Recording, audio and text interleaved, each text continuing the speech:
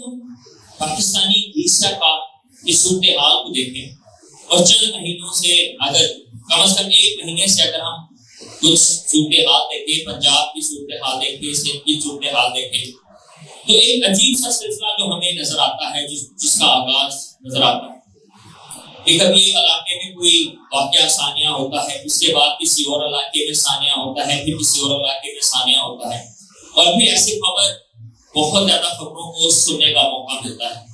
ایسی صورتحال میں جب ایک واقعے کے بعد دوسرا پھر تیسرا واقعہ ہوتا ہے، کئی سوالات عام شخص کی زندگی میں، ایک عام مسیحی کی زندگی میں کئی سوالات اٹھتے ہیں۔ یہ ایسا کیوں ہو رہا ہے؟ یہ ایسا کیوں ہو رہا ہے؟ کیوں ہماری اتنی مشکلات ہمارے اوپر، ہمارے چرچز پر، ہمارے گھروں میں، ہمارے علاقوں میں، ہمارے محلوں میں ہمیں ان مشکلات میں سے گزرنا پڑتا ہے؟ کیوں ایسا ہو رہا ہے؟ کیوں ایسے حالات میں سے ہمیں گزرنا پڑتا ہے؟ جو مسیحی سچے مسیحی ہیں وہ ان باتوں کو جانتے اور سمجھتے ہیں، لیکن کئی مرتبہ عام مسیحی جو خدا سے دور ہے، جو خدا کو نہیں جانتا، جو خدا کے کلام سے واقف نہیں ہے، وہ کئی ایک سوالات اٹھاتا ہے۔ اس کے ذہن میں کئی سوال آتے ہیں کہ خدا ہمیں اتنی مشکلات میں سے کیوں گزارتا ہے؟ خدا کہاں پہ ہے؟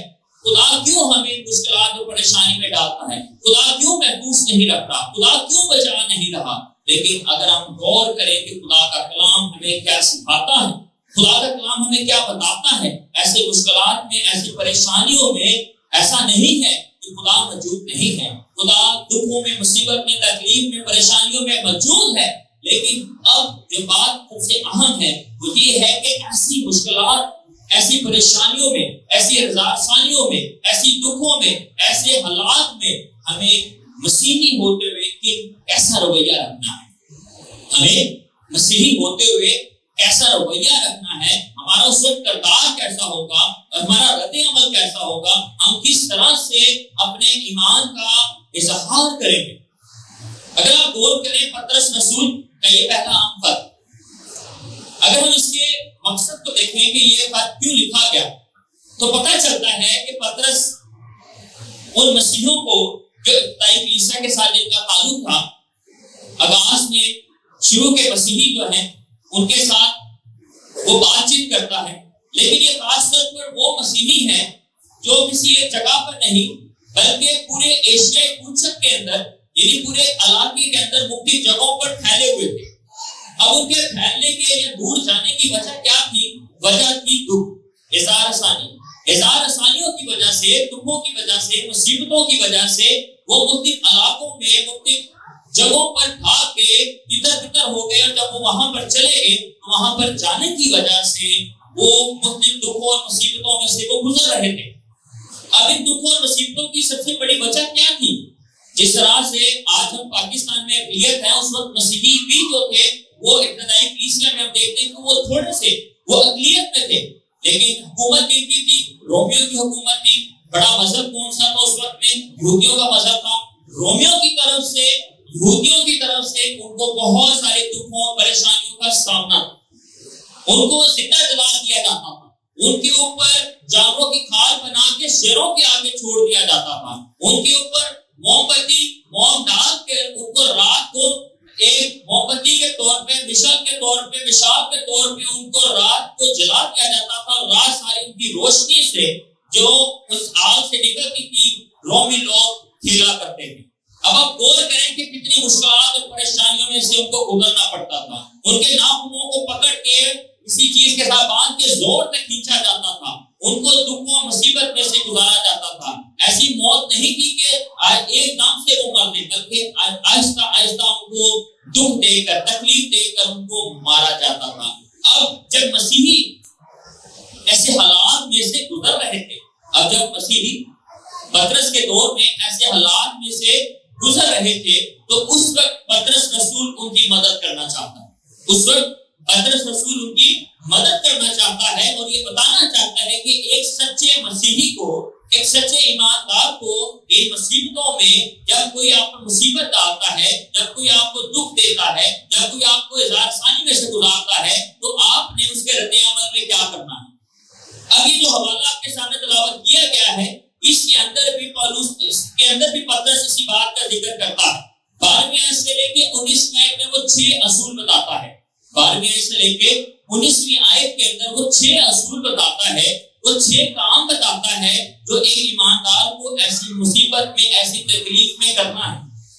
اس کے لیے ہمیں پہلے سے تیار ہونا ہے تاکہ ہمیں پتا ہو کہ جب ایسی مصیبت میں پڑیں، ایسے دکھوں میں سے گزریں، کوئی ہمیں دکھ دے، پریشانی دے، اظہار ثانی دے، اگر کوئی ہم پر حملہ کرتے تو اس وقت میں ہمیں کیا کرنا ہے، ہمارا رد عمل کیا ہونا چاہیے تاکہ ہم خدا کے مطابق، خدا کے کلام کے مطابق اپنی زندگی گزار سکیں. تو 6 باتیں وہ کرتا ہے. اگر ہم 12ویں آیت سے شروع کریں تو وہاں پر اپنے لکھنے کا مقصد بیان کرتا ہے کہ 6 باتیں وہ کس لیے کہتا ہے. وہ کیا کہہ رہا ہے؟ آپ کے پاس، جن کے پاس بائبل ہے وہ کھولے رکھیے گا. وہ پہلی بات اگر آئیں تو 12ویں آیت میں دیکھیں تو وہاں پہ لکھا ہے، کہتا ہے اے پیارو، جو مصیبت کی آگ تمہاری آزمائش کے لیے تم پر بھڑکی ہے. اب آپ غور کیجئے گا، وہ اظہار ثانی یا دکھوں کو بیان کرنے کے لیے کیا کہتا ہے؟ وہ کہتا ہے جو مصیبت کی آگ، کہتا ہے مصیبت کی آگ. اب آپ غور کریں کہ یہاں پہ پترس رسول بہت سمجھداری کے ساتھ، خدا کی دی ہوئی رہنمائی کے ساتھ، روح القدس کی تحریک کے ساتھ، مصیبت کے ساتھ ایک لفظ ساتھ لکھتا ہے، وہ ہے آگ. اب آگ کا کام کیا ہے؟ اگر ہم سونے کو دیکھیں تو آگ کا کام کیا ہے کہ آگ میں سونے کو رکھا جاتا ہے. آگ میں سونے کو رکھا جاتا ہے تاکہ وہ کندل بن جائے، تاکہ وہ خالص سونا بن جائے. اگر اس میں کوئی ملاوٹ ہے، کوئی اس کے اندر اس میں کمی ہے، وہ کمی جو ہے وہ ختم ہو جائے. اور اس کے کیرٹ، اگر آپ 22 کیرٹ 23 کیرٹ کا سونا جو ایک معیاری سونا ہے یا 24 کیرٹ کا سونا ہے، اس کو ایک معیاری سونا بنانے کے لیے وہ بڑا معیاری سونا نہیں بنتا، بلکہ اس کی کوالٹی کو، اس کے معیار کو بہتر بنانے کے لیے اس کو آگ میں سے گزارا جاتا ہے تاکہ وہ خالص ہو جائے، تاکہ وہ اس کا معیار بڑھ جائے، اس کی قیمت بڑھ جائے، اور اس سے اس کی قیمت زیادہ ہوتی ہے، اس کے پیسے بھی زیادہ ملتے ہیں. اسی لیے یہاں پہ بھی پترس یہی لفظ استعمال کرتا ہے، کہتا ہے مصیبت کی آگ. مصیبت کی آگ یعنی کہ مسیحوں کو مصیبت کی آگ میں سے، آزمائشوں کی آگ میں سے، دکھوں کی آگ میں سے، اظہار ثانی کی آگ میں سے، اور بہت ساری ایسی تکلیف کی آگ میں سے گزرنا پڑتا ہے. اس کے پیچھے خدا کا سب سے بڑا مقصد یہ ہوتا ہے کہ ان کو گہرا کرے، ان کو مضبوط کرے، ان کو قائم کرے، یہ خالص مسیحی بن جائے، یہ مضبوط مسیحی بن جائے، اور یہ قائم اور دائم رہنے والے مسیحی بن جائے. یہاں پہ جو بڑا مقصد جو ہم یہاں پہ دیکھتے ہیں وہ یہ ہے. اور اس کے بعد پترس پہلی بات کہتا ہے، پہلا اصول بیان کرتا ہے کہ جب آپ اس مصیبت کی آگ میں سے گزرو، آپ جب اس تکلیف کی آگ میں سے گزرو، جب آپ ان دکھوں میں سے گزرو، جب آپ ان پریشانیوں میں سے گزرو، تو پہلا اصول کیا ہے؟ پہلا اصول یہ ہے، وہ کہتا ہے کہ یہ سمجھ کر اس سے تعجب نہ کرو. پہلا اصول کیا ہے؟ تعجب نہیں کرنا. تعجب کا مطلب یہ ہے حیران نہیں ہونا، پریشان نہیں ہونا. تعجب کرنے کا مطلب یہ ہے کہ حیران نہیں ہونا، پریشان نہیں ہونا. اگر آپ ان 6 کاموں کو دیکھیں، ان میں سے 2 کام ایسے ہیں جو نہیں کرنے، اور 4 کام ایسے ہیں جو کرنے ہیں. 2 کام ایسے ہیں جو نہیں کرنے، اور 4 کام ایسے ہیں جو کرنے ہیں. یعنی 2 اور 4 ہوئے 6 کام. ان میں سے 2 کام ایسے جو نہیں کرنے، اور 4 کام ایسے ہیں جو کرنے ہیں. تو پہلا کام جو نہیں کرنا وہ یہ ہے تعجب نہیں کرنا. پہلا کام جو نہیں کرنا وہ یہ ہے کہ تعجب نہیں کرنا، یعنی کہ حیران نہیں ہونا، پریشان نہیں ہونا. کس وجہ سے وہ کہتا ہے حیران نہیں ہونا، پریشان نہیں ہونا؟ وہ کہتا ہے یہ سمجھ کر اس سے تعجب نہ کرو کہ یہ انوکھی بات ہم پہ واقع ہوئی ہے. ہمیں یہ نہیں سمجھنا کہ کوئی انوکھی بات مسیحوں پر آئی ہے. اگر ہم مسیحی ہوتے ہوئے کوئی دکھ اٹھاتے ہیں تو ہمیں اس بات کو یہ نہیں سمجھنا ہے کوئی انوکھا واقعہ ہمارے ساتھ ہو گیا، یہ عجیب واقعہ ہمارے ساتھ ہو گیا، یہ کوئی عجیب کام ہمارے ساتھ ہو گیا، یہ کوئی نیا کام ہمارے ساتھ ہو گیا. یہ کوئی انوکھا عجیب نیا کام نہیں ہے. یہ دکھ، پریشانیاں اور تکالیف جو ہے یہ تب سے ہیں جب سے مسیحیت ہے. یہ دکھ، پریشانیاں اور تکالیف تب سے ہیں جب سے مسیحیت ہے. اور اسی لیے یہاں پہ پطرس یہ بتانا چاہتا ہے کہ مسیحیت کی جو حقیقت ہے وہ کیا ہے کہ وہ دکھوں میں سے گزریں گے، کہ وہ دکھوں میں سے گزریں گے، اور یہ ایک عالمگیر سچائی ہے۔ یہ صرف ایک علاقے کی نہیں بلکہ یہ پوری دنیا کی، یہ پورے عالمگیر کی ایک بڑی سچائی ہے کہ سب مسیحی جو ہیں، چاہے وہ کسی بھی علاقے میں ہیں، چاہے وہ ایشیا میں ہے، یورپ میں ہے، کہیں پہ بھی کوئی سچا مسیحی ہے، اس کو ضرور دکھوں میں سے گزرنا پڑتا ہے۔ کئی دفعہ ہم سمجھتے ہیں کہ شاید یہی دکھ ہے کہ اگر چرچ جلا دیے جائے یا کسی کو جان سے مار دیا جائے۔ کئی دفعہ ایسی بھی اظہار ثانیہ ہیں جو ذہنی طور پہ اظہار ثانیہ ہوتی ہیں، جو خیالات میں اظہار ثانیہ ہوتی ہیں، اور وقت بھی دکھ اور پریشانیوں میں سے گزرنا پڑتا ہے۔ اسی لیے یہاں پہ پہلی بار پطرس بتاتا ہے کہ ہمیں تعجب نہیں کرنا، ایماندار کو حیران نہیں ہونا، ہمیں تعجب نہیں کرنا۔ اور اس کی بڑی وجہ کیا ہے؟ اگر آپ 5واں باب اور اس کی اسی خط کے 5ویں باب کی 9ویں آیت پڑھیں تو وہاں پہ اس بات کو پھر سے ذکر کرتا ہے۔ وہ یہ کہتا ہے کہ تم ایمان میں مضبوط ہو کر یہ جان کر اس کا مقابلہ کرو کہ تمہارے بھائی جو دنیا میں ہیں ایسے ہی دکھ اٹھا رہے ہیں۔ وہ کہتا ہے کہ جو لوگ ایشیا کوچک میں رہتے ہیں، جو بکھرے ہوئے ہیں، ایشیا میں رہ رہے ہیں، اگر وہ دکھ اٹھا رہے ہیں تو اس کا مطلب یہ نہیں ہے کہ وہ اکیلے دکھ اٹھا رہے ہیں، ایسا نہیں ہے، بلکہ پوری دنیا میں جتنے بھائی ہیں، جتنے مسیحی ہیں، وہ سب بھی دکھ اٹھا رہے ہیں، اسی کے تعلق سے پولس رسول تیموتھیوس کے دوسرے خط کے 3 باب کی 12 آیت میں بیان کرتا ہے۔ وہ یہ کہتا ہے کہ جتنے مسیح یسوع میں دینداری کے ساتھ زندگی گزارنا چاہتے ہیں وہ سب ستائے جائیں گے۔ جتنے مسیح یسوع میں دینداری کے ساتھ زندگی گزارنا چاہتے ہیں وہ سب ستائے جائیں گے۔ اصول یہ ہے کہ اگر ایماندار ایمانداری کے ساتھ اپنی زندگی گزارے گا تو وہ دکھ اٹھاتا ہے۔ اصول یہ ہے کہ اگر ایماندار ایمانداری کے ساتھ اپنی زندگی گزارتا ہے، وفاداری کے ساتھ اپنی زندگی گزارتا ہے تو وہ ضرور دکھ اٹھاتا ہے۔ اسی کے تعلق سے خدا یسوع مسیح نے بھی اپنی زندگی میں یہ کہا کہ اگر انہوں نے مجھے دکھ دیا تو تمہیں بھی دکھ دیں گے۔ مسیح نے کہا تھا کہ اگر انہوں نے مجھے دکھ دیا تو تمہیں بھی دکھ دیں گے، یعنی کہ خدا یسوع مسیح نے پہلے ہی بتا دیا تھا کہ جو دنیا ہے وہ ہم سے عداوت رکھے گی، یہ دنیا جو ہے وہ ایمانداروں سے عداوت رکھے گی، اور پھر وہ ان کے لیے دکھ پریشانی کا باعث ہوں گے۔ لیکن ایک بات جو ہمیں ہمیشہ یاد رہنی چاہیے کہ اگر یہ دنیا ہمارے گرو کو، ہمارے سائیں کو، ہمارے بڑے کو، ہمارے خداوند یسوع مسیح کو اگر وہ دکھوں میں سے گزارتی ہے، اگر ان کو دکھ دیتی ہے، تو یہ کیسے ہو سکتا ہے کہ وہ ہمارے ساتھ اچھا سلوک کرے؟ یہ کیسے ممکن ہے کہ وہ ہمارے ساتھ اچھا برتاؤ کرے؟ اسی لیے اگر ہمارے گرو، ہمارے مالک، ہمارے خداوند کے ساتھ اس دنیا نے ایسا رویہ رکھا ہے تو مسیحی ہوتے ہوئے ہمیں بھی ایسے ہی دکھوں میں سے گزرنا پڑے گا۔ تو پہلی بات پطرس جو دکھانا چاہتا ہے، وہ بتانا چاہتا ہے کہ اگر ہم ان مشکلات اور پریشانیوں میں سے گزرتے ہیں تو حیران نہ ہو کہ ایسا کیوں ہوا، پریشان نہ ہو کہ ایسا کیوں ہوا، تعجب نہ کریں کہ ایسا کیوں ہوا ہے۔ تو پہلی بات یہ ہے کہ ہمیں تعجب نہیں کرنا۔ اس کے بعد اگلی بات جو بیان کرتا ہے وہ اگلے حصے میں ہے، 13ویں آیت میں لکھا ہے، بلکہ مسیح کے دکھوں میں جو شریک ہو خوشی کرو، یعنی کہ مسیح کے دکھوں میں جو شریک ہو خوشی کرو۔ دوسرے کام جو وہ کرنے کو کہتا ہے وہ یہ ہے کہ خوشی کرنی۔ ایسے حالات میں جب ہم مصیبت میں سے گزر رہے ہیں، جب تکلیف میں سے گزر رہے ہیں، تو پطرس کہتا ہے کہ ہمیں کیا کرنا ہے؟ خوش ہونا ہے۔ یہ بڑی حیران کن بات ہے، جب کوئی دکھ میں سے، جب کوئی غم میں سے گزرتا ہے، دکھ میں سے گزرتا ہے تو اس سے غم حاصل ہوتا ہے، اس میں سے غم حاصل ہوتا ہے، مصیبت میں سے گزرتے ہیں، غم حاصل ہوتا ہے۔ یہاں پہ پطرس کہتا ہے خوشی کریں، یہاں پہ پطرس کیا کہہ رہا ہے؟ خوشی کریں۔ کبھی کسی دکھ سے خوشی ملتی ہے، لیکن اب آپ یہاں پہ غور کریں، یہ ایک عجیب سا رویہ ہے، یہ ایک عجیب سا رویہ ہے جو عام ایماندار کو سمجھ میں نہیں آ سکتا، ایک عام شخص کو سمجھ میں نہیں آ سکتا، ایک غیر مسیحی کو سمجھ میں نہیں آ سکتا کہ دکھ میں خوشی کیسے ملتی ہے، کہ دکھ میں خوشی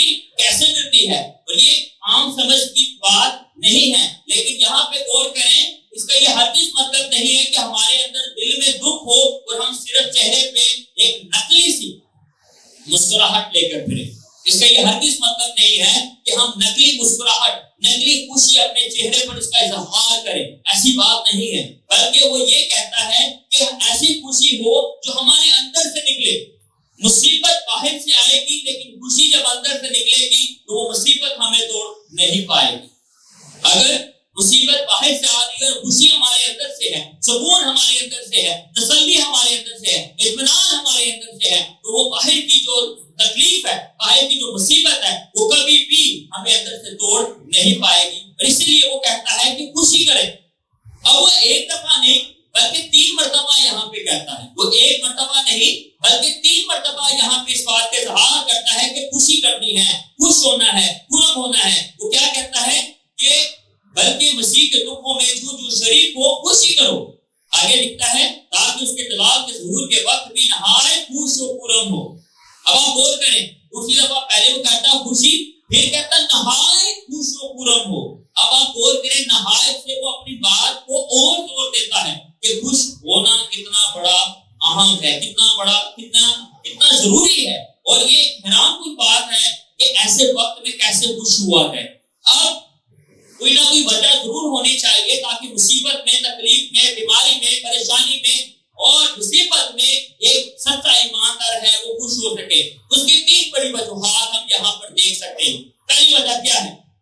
پہلی وجہ یہ ہے کہ سب سے بڑی بات جو ہے وہ یہ ہے کہ جس طرح سے ہمارا خداوند دکھوں میں سے گزرا ہے، ہمیں بھی اس کی پیروی کرتے ہوئے جب ہم ان کے دکھوں میں سے گزرتے ہیں تو ہم بھی اس کے ساتھ شریک ہو جاتے ہیں، ہم بھی اس کے ساتھ شامل ہو جاتے ہیں. جس طرح سے وہ اس نے دکھ اٹھایا ہے تو مسیحی ایماندار ہوتے ہوئے ہم خود بھی دکھ اٹھاتے ہوئے اس کے ساتھ شریک ہو جاتے ہیں، اس کے ساتھ شامل ہو جاتے ہیں، اس کے ساتھ مل جاتے ہیں. اور اسی کے ساتھ مل کر ہم جب اس میں شامل ہو جاتے ہیں تو پہلی بات یہاں پہ یہی ہے کہ ہم خوش ہو سکتے ہیں. اسی لیے وہ کہتا ہے کہ بلکہ مسیح کے دکھوں میں جو شریک ہو خوشی کرو. یعنی کہ جیسے جیسے ہم مسیح کے لیے دکھ اٹھا رہے ہیں، مصیبت میں سے گزرتے ہیں، تکلیف میں سے گزرتے ہیں، اظہار ثانی میں سے گزرتے ہیں، تو ہمیں کیا کرنا ہے؟ ہمیں خوش ہونا ہے. کیوں؟ کیونکہ ہم خداوند یسوع مسیح کے ساتھ شریک ہوتے ہیں. دوسری بات وہ کیا کہتا ہے؟ وہ دوسری بات خوشی کی کیا وجہ ہے؟ اس کی وجہ یہ ہے کہ جب ہم دکھوں میں سے گزرتے ہیں تو وہاں پہ خوشی کی دوسری بات یہ ہے کہ یہ بہت بڑا موقع ہوتا ہے کہ ہم خدا کے نام کو جلال دے سکیں. یہ دکھ، یہ مصیبتیں، یہ پریشانیاں ایک بہت بڑا موقع ہوتا ہے کہ ہم وہاں پر خدا کے نام کو جلال دے سکیں، اپنی گواہی دے سکیں اور خدا کے نام کی گواہی وہاں پر دے سکیں اور خدا کے نام کو وہاں پر جلال دے سکیں. اور اس کے بعد تیسرا اور بڑا اہم حصہ جس کے لیے ہمیں خوشی کرنی ہے وہ یہ ہے کہ جو دکھوں میں سے گزرتا ہے اس کے لیے خدا کا ایک بڑا وعدہ ہے. جو دکھوں میں سے گزرتا ہے اس کے لیے خداوند یسوع مسیح نے ایک بہت بڑا وعدہ کیا ہے کہ اس کے لیے خدا کہتا ہے کہ ایک بڑا اجر ہے، ایک بڑا انعام اس کے لیے ہے. اور اس کو انہی بات پر کو یاد رکھنا، انہی باتوں کو یاد رکھنا ہے کہ خدا کا شکر کرتے رہنا ہے کہ خداوند تیرا شکر ہے کہ یہ مصیبتیں تیرے نام کے وسیلے سے، ہمارے ایمان کے وسیلے سے ہماری زندگی پہ آئی ہیں اور اس کی وجہ سے ہمیں ہمیشہ خوش رہنا، ہمیں ہمیشہ خوش رہنا ہے. ابھی تک 2 باتیں ہم نے دیکھی. پہلی بات یہ ہے ہمیں تعجب نہیں کرنا، ہمیں تعجب نہیں کرنا. دوسری بات کیا ہے کہ ہمیں شرمانا، اور دوسری بات یہ ہے کہ ہمیں خوشی کرنی ہے اور ہمیں ہمیشہ خدا کے نام کو جلال دینا. اس کے بعد تیسرا کام جو وہ کہتا ہے یا تیسرا اصول جو وہ بیان کرتا ہے وہ آگے لکھا ہے. وہ کہتا ہے اگر مسیح کے نام کے سبب سے تمہیں ملامت کی جاتی ہے تو تم مبارک ہو، کیونکہ جلال کا روح یعنی خدا کا روح تم پر سایہ کرتا ہے. تم میں سے کوئی شخص خونی یا چور یا بدکار یا اوروں کے کام میں دست انداز ہو کر دکھ نہ پائے. لیکن اگر مسیحی ہونے کے باعث کوئی شخص دکھ پائے تو وہ شرمائے نہیں، اب آپ غور کریں، یہاں پہ 16ویں آیت میں وہ تیسرا کام بتاتا ہے. 16ویں آیت میں وہ تیسرا کام بتاتا ہے. تیسرا کام یہ ہے کہ اگر کوئی دکھ میں سے گزرتا ہے، اگر کوئی مصیبت میں سے گزرتا ہے، اگر کوئی پریشانی میں سے گزرتا ہے تو اس وقت شرمانا نہیں، اس وقت شرمانا نہیں ہے، بلکہ اس وقت مسیحی ہوتے ہوئے ہمیں اپنے ایمان کا اظہار کرنا ہے، ہمیں اپنے ایمان کا اظہار کرنا ہے، اس کا اقرار کرنا ہے اور اس کا اظہار کرنا ہے۔ اس لیے وہاں پہ یہ بات کہتا ہے کہ ہمیں شرمانا نہیں۔ اگر آپ یہاں پہ غور کریں تو 16 میں آیت میں لکھا ہے کہ لیکن اگر مسیحی ہونے کے بعد، لفظ کیا ہے؟ مسیحی۔ مسیحی لفظ کا مطلب یہ ہے وہ شخص جس کی نسبت یعنی جس کا تعلق خدا اور یسوع مسیح کے ساتھ ہے، جس کا جو مسیح کا ہے وہ مسیحی ہے۔ بائبل مقدس میں یا نئے عہد میں صرف 3 جگہوں پر یہ لفظ مسیحی آیا ہے۔ بائبل مقدس میں یعنی نئے عہد میں صرف 3 جگہوں پر یہ لفظ مسیحی آیا ہے، اور یہ جو آیت آپ کے سامنے تلاوت کی گئی ہے، ایک یہاں پر کہاں پہ؟ پطرس کا کلام پر 4 باب 16 میں یہاں پہ مسیحی لکھا آیا ہے، اور اس کے بعد اعمال کی کتاب میں 2 مرتبہ لفظ مسیحی آیا ہے، 11ویں باب میں اور 26ویں باب میں۔ یہ 3 جگہ ہیں نئے عہد میں جہاں پر مسیحی آیا ہے۔ اب یہاں پہ پطرس یہ سکھانا چاہتا ہے کہ اگر مسیحی ہونے کے باعث، کرسچن ہونے کے باعث، مسیح کے پیروکار ہونے کے باعث، مسیح ایماندار ہونے کے باعث اگر کوئی آپ کو دکھ دے تو وہاں پہ آپ نے شرمانا نہیں۔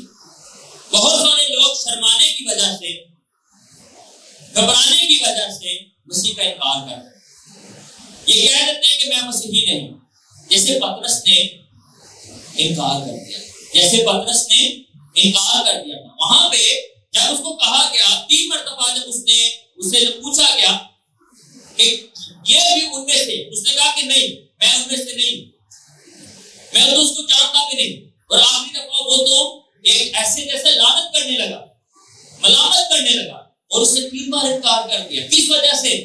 گھبرانے کی وجہ سے، شرمانے کی وجہ سے اس نے انکار کر دیا۔ لیکن یہاں پہ پطرس اب خود اس بات کے اقرار، اس جانتا ہے کہ میں تو شرما گیا تھا، میں گھبرا گیا تھا، اور میں نے تو انکار کر دیا تھا، لیکن وہ یہاں پہ بات کو سمجھ گیا ہے، جان گیا ہے، اور وہ یہاں پہ کہتا ہے کہ تیسری بات جو سکھانا چاہتا ہے وہ یہ ہے کہ تم نے شرمانا نہیں۔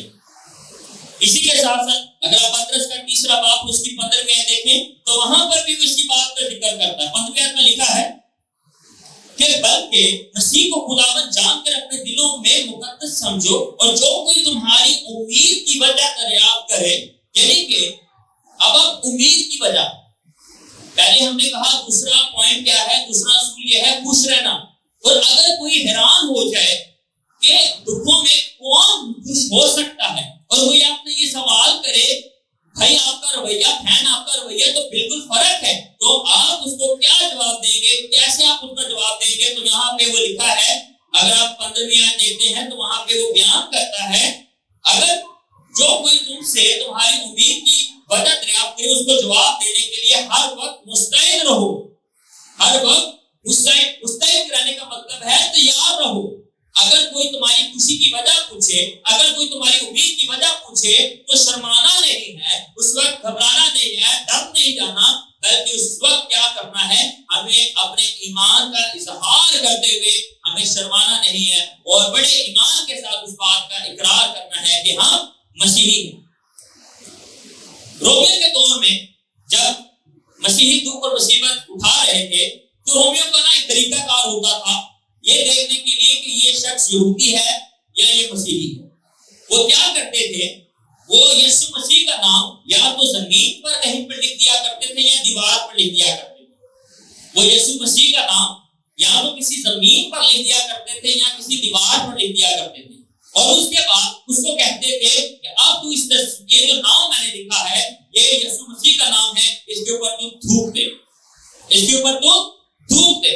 اب جو مسیحی نہیں ہوتا تھا اس کے لیے تو کوئی مسئلہ نہیں تھا، وہ اس پہ تھوک دیتا تھا، وہ اس پہ تھوک دیتا تھا، لیکن جو مسیحی ہوتے تھے وہ کبھی بھی ایسا کام نہیں کر سکتے تھے، اور انہوں نے کبھی بھی ایسا کام نہیں کیا، اور اس کی وجہ سے ان کو پتا چل جاتا تھا کہ یہ تو مسیحی ہے، اور اس کو پکڑ کر قید کر لیا جاتا، اس کو پکڑ کر دکھوں میں سے گزارا جاتا تھا، اس کو پکڑ کے مصیبت میں سے گزارا جاتا تھا۔ اب آپ غور کریں کہ اگر وہ تھوک دیتا تو بچ سکتا تھا، اگر وہ تھوک دیتا تو بچ سکتا تھا، اس کو پتہ ہی نہ چلتا کہ یہ مسیحی ہے یا مسیحی نہیں، لیکن وہ کیا کرتے تھے، وہ کبھی بھی مسیح کے نام پر تھوکتے نہیں، وہ کبھی بھی مسیح کے نام پر تھوکتے نہیں تھے، اور ان کو پتہ تھا کہ یہ ہمارے خداوند ہے، کہ اس کا نام ہے، اور اس کی عزت ہے، اس کا وہ نام ہے جس کے بارے میں کلام کہتا ہے کہ خدا نے اس کو وہ نام بخشا جو سب ناموں سے اعلیٰ ہے۔ وہ کبھی بھی اس نام کو تھوکتے نہیں تھے، بے شک اس کی وجہ سے ان کو مصیبت یا تکلیف میں سے گزرنا پڑا۔ تین باتیں ابھی تک دیکھیں۔ پہلی بات، ہمیں تعجب نہیں کرنا، دوسری بات خوشی کرنا، تیسری بات شرمانا نہیں۔ اب آگے بات دیکھیں گے چوتھی بات۔ چوتھی بات کیا ہے؟ وہ ہوئی 16ویں آیت کے آخر میں لکھا ہے، وہ کہتا ہے بلکہ اس نام کے سبب سے، کس نام کے سبب سے؟ مسیحی ہونے کے نام کے سبب سے، یعنی کہ کرسچن ہونے کے نام کے سبب سے، مسیحی ہونے کے نام کے سبب سے چوتھا کام کریں۔ کیا کام کریں؟ چوتھا کام کریں۔ وہ کیا ہے؟ چوتھا اصول کیا ہے؟ کہ اس نام کے سبب سے خدا کی تمجید کرے۔ کیا کرے؟ خدا کی تمجید کرے۔ چوتھا کام کیا ہے؟ خدا کی تمجید کرنا، خدا کی تعریف کرنا، خدا کی تعظیم کرنا، خدا کی بڑھائی کرنا۔ مصیبت، تکلیف ہو، پریشانی ہو، بیماری ہو، اور خدا ہمیں جتنی بڑی مصیبت میں سے گزارے، وہاں پہ ہمیں کیا کرنا ہے؟ خدا کی تمجید کرنا، خدا کی بڑھائی کرنا، خدا کی تعظیم کرنا۔ ایک عام ایماندار اکثر جب مصیبت یا تکلیف میں سے گزرتا ہے، ایک عام مسیحی جو خدا سے دور ہے، وہ خدا کی برائی کرنا شروع کرتا ہے، وہ خدا پہ شک کرنا شروع کرتا ہے۔ لیکن ایک سچا اور جو خدا کے میں گہرا ہے، خدا کے کلام کو جانتا ہے، وہ کیا کرتا ہے؟ خدا کی تمجید کرتا ہے۔ وہ کیا کرتا ہے؟ خدا کی تمجید کرتا ہے۔ اگر آپ میرے ساتھ ایک مثال دیکھنا چاہتے ہیں تو ہمارے پاس ایک بہت ہی خوبصورت مثال موجود ہے۔ آپ میرے ساتھ نکالیں اعمال کی کتاب، اس کا 16واں باب۔ یہاں پہ اگر ہم غور کریں تو یہاں پہ ایک شخص یعنی پولس رسول کو فلیپی میں موجود تھا اور اس کو گرفتار کر لیا گیا۔ فلیپی میں وہ موجود تھا، اس کو گرفتار کر لیا گیا۔ مسیح نے اس کے وسیلے سے وہاں پہ 3 معجزات کیے، 3 بڑے کام کیے، اور جب اس کو گرفتار کر لیا گیا اس مصیبت، تکلیف اور پریشانی میں، اب آپ غور کیجئے گا، اندھیرا ہے، ہاتھ پاؤں بندھے ہیں، تکلیف ہے، پریشانی ہے، مصیبت ہے، اور اس وقت کیا کیا جائے؟ اس وقت کیا کیا جائے؟ 25ویں آیت دیکھیں۔ 25ویں آیت میں لکھا ہے آدھی رات کے قریب، وقت کا ذکر ہے۔ وقت کیا ہے؟ آدھی رات، دن نہیں ہے، دوپہر نہیں ہے، روشنی نہیں ہے، لکھا ہے آدھی رات کے قریب پولس اور سیلاس دعا کر رہے تھے۔ کیا کر رہے تھے؟ دعا کر رہے تھے، اور خدا کے ہم کے گیت گا رہے تھے۔ کدھر گا رہے تھے؟ قید میں، جیل میں، بند ہے، ہاتھ بند ہے، پاؤں بند ہے، زبان بند نہیں ہے۔ ہاتھ بند ہے، پاؤں بند ہے، زبان بند نہیں۔ زبان کھلی ہے، دعا کر رہے ہیں۔ زبان بھی بند کر دیں گے، دل سے کریں گے۔ اس کے بعد آگے کیا ہے؟ اور قیدی سن رہے تھے، دعا کر رہے تھے، گیت گا رہے تھے۔ اب جو باقی قیدی ہیں وہ سن رہے، اب وہ بھی پریشان ہوں گے، یہ کیسے بندے ہیں؟ تکلیف میں، ہمیں درد ہو رہی، ان کو درد نہیں ہو رہی، ہم دکھ میں ہیں، ان کو دکھ نہیں ہو رہا، ہم پریشانی میں ہیں، ان کو پریشانی نہیں ہو رہی، ہم مصیبت میں ہیں، ان کو مصیبت نہیں ہو رہی۔ یہ مصیبت، پریشانی اور دکھ میں ان کا رویہ کیوں اتنا عجیب ہے ہم سے؟ تو وہ کیا کہتا ہے کہ کیا ہوا کہ خدا کے ہم کے گیت گا رہے تھے اور قیدی سن رہے تھے کہ یکا ایک بڑا بھونچال آیا، یہاں تک کہ قیدی کی قید خانے کی نیو ہل گئی، اسی دم سب دروازے کھل گئے اور سب بیڑیاں کھل گئی، اور دروگا جاگ اٹھا، قید خانے کے دروازے کھلے دیکھ کر سمجھا کہ قیدی بھاگ گئے اور تلوار کھینچ کر اپنے آپ کو مار ڈالنا چاہا۔ اب ہم غور کریں اس کے بعد کہ پورا واقعہ ہے، ہوا کیا اس کے بعد کہ جب اس نے اپنی تلوار نکالی کہ اپنے آپ کو قتل کر ڈالے، اس سے پہلے کہ بڑے سپاہیوں کو، بڑے عہدیداروں کو پتا چل جائے کہ میرے ہوتے میں، میری نگہبانی میں یہ لوگ یہاں سے بھاگ گئے اور مجھے کچھ سزا ملے، تو اس نے کیا کیا کہ اپنے آپ کو مارے۔ لیکن آگے لکھا ہے مصیبت، پولس نے اونچی آواز میں کہا کہ ہم یہیں پہ ہیں۔ اور پھر جب اس نے ان سے کہا کہ پولس سلاس کے آگے گرا، جب اس نے ان کو دیکھا کہ یہیں پہ ہے تو وہ ان کے آگے گرا اور انہیں باہر لا کر کہا، اے صاحبوں میں کیا کروں کہ نجات پاؤں؟ اے صاحبوں میں کیا کروں کہ نجات پاؤں؟ انہوں نے کہا کہ خدا یسوع مسیح پر ایمان لا اور وہ تیرا کرانا نجات پائے۔ اب آپ بات کو غور سے سمجھے، یہاں غیر خانے میں دعا کر، گیر گار میں پرستش کر، خدا کے نام کو تعظیم دے رہے ہیں۔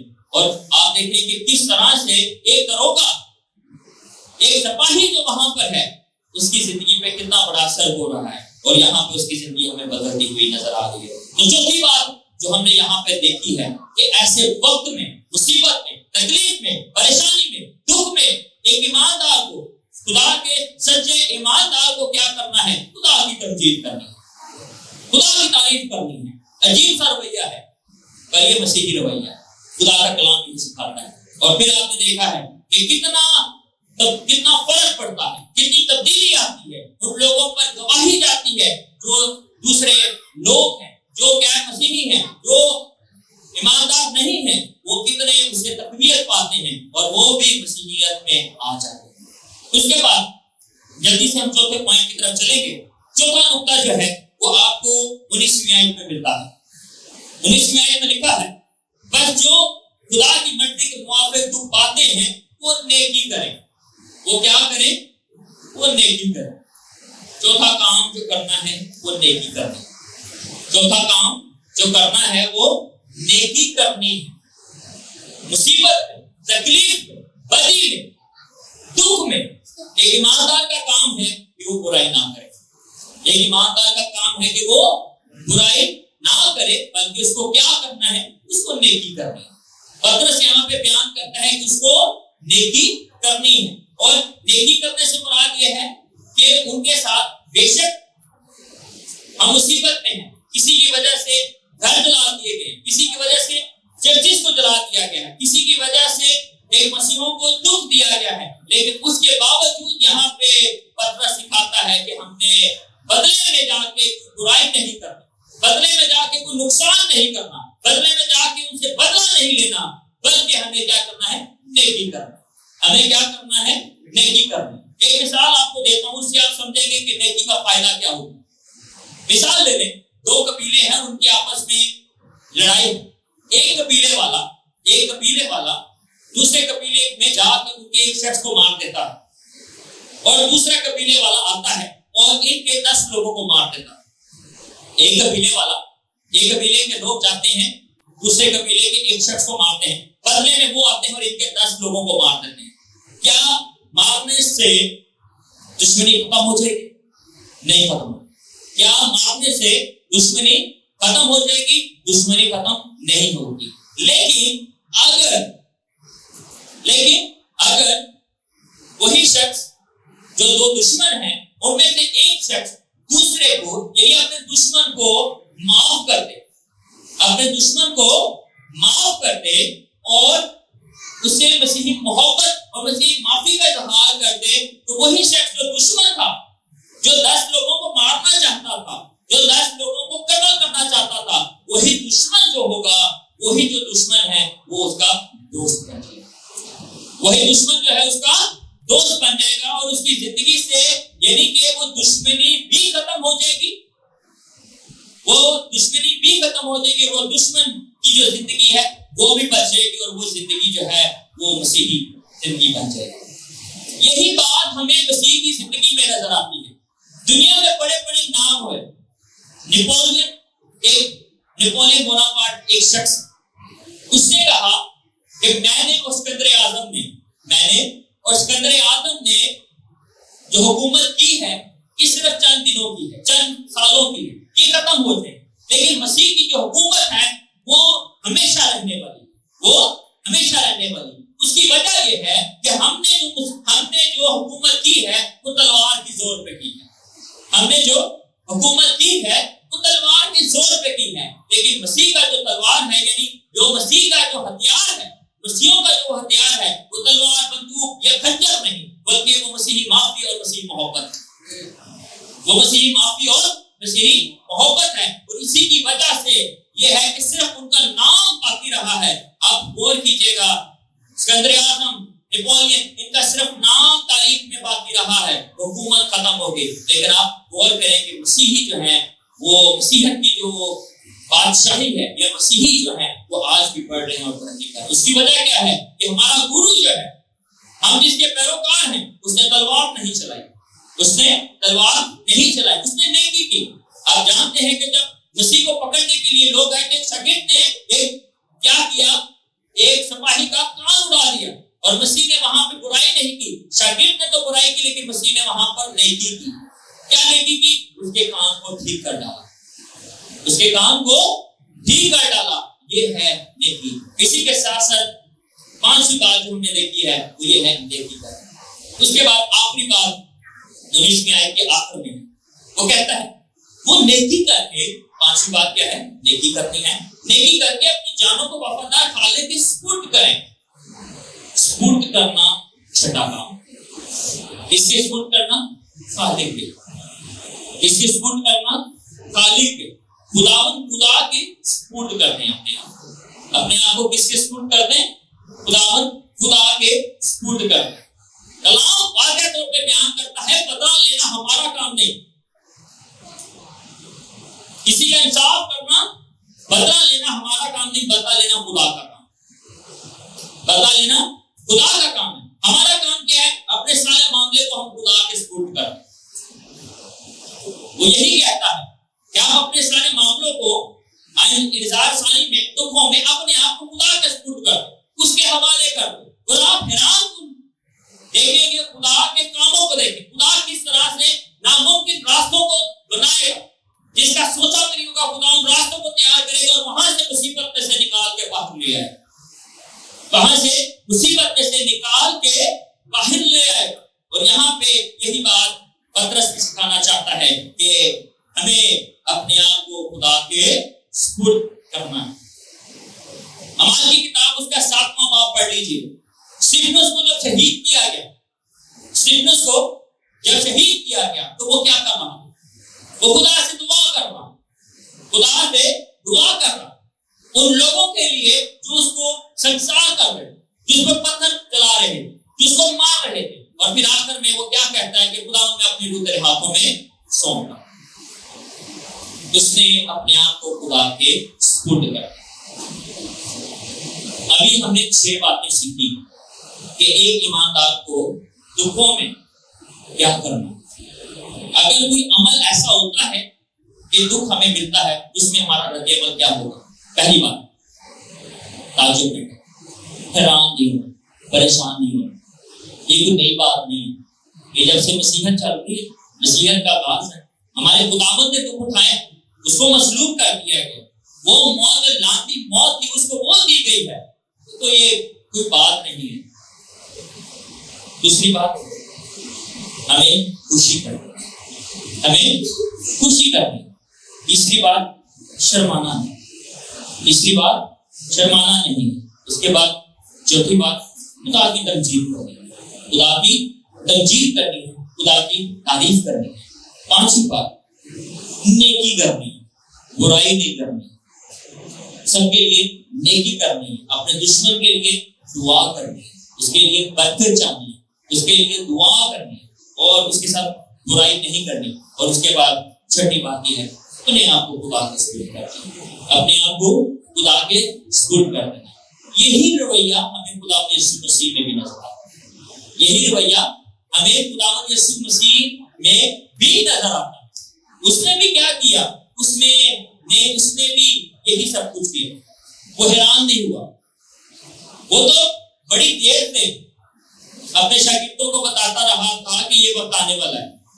وہ بتاتا رہا تھا کہ ابن آدم حوالہ کیا جائے، اس کو وہ مصلوب کریں گے، وہ دکھ اٹھائے گا۔ وہ پہلے سے بتاتا رہا، وہ تعجب نہیں کر رہا، وہ حیران نہیں ہو رہا تھا، وہ پریشان نہیں ہو رہا تھا، وہ خوش ہو رہا تھا، اس کے اندر خوشی تھی۔ اس کے بعد وہ شرما نہیں رہا، وہ شرماتا نہیں تھا، وہ یہ نہیں کہتا تھا کہ میں مسیحی نہیں ہوں، اس نے اپنے آپ کو سپرد کر دیا تھا۔ اس کے بعد وہ خدا کی تمجید کر رہا، صلیب کے اوپر خدا سے دعا کر رہا ہے، خدا سے بات چیت کر رہا ہے، اس نے نیکی کی ہے صلیب پر، بھلائی کی ہے۔ پہلی بات اس نے کیا کہی تھی؟ اے خداوند ان کو معاف کر دے کہ یہ نہیں جانتے کہ کیا کرتے۔ جس نے دکھ دیا اسی کے لیے بھلائی کر دی، اسی کے لیے نیکی کر دی، اور پھر آخر میں کیا کہتا ہے؟ اے خداوند میں اپنے روح تیرے ہاتھوں میں سونپتا۔ اس نے اپنے آپ کو خدا کے سپرد کر دیا۔ لیکن ایماندار کو بھی یہی 6 باتیں کرنی ہیں، مسیح نے یہی 6 باتیں کی ہیں۔ ہمیں ہمیشہ ایسے حالات کے لیے تیار رہنا ہے۔ یہ 6 اصول یاد رکھ لیجیے، اس کو لکھ لیجیے، اس کو اپنے سامنے رکھیے۔ خدا نخواستہ کبھی آپ کو ایسی مشکل میں یا پریشانی میں سے گزرنا پڑتا ہے تو یاد رکھیے کہ نہ تو ہمیں حیران ہونا ہے، نہ ہمیں شرمانا ہے، اس کے ساتھ ہمیں خوشی کرنی ہے، خدا کی تمجید کرنی ہے، نیکی کرنی ہے،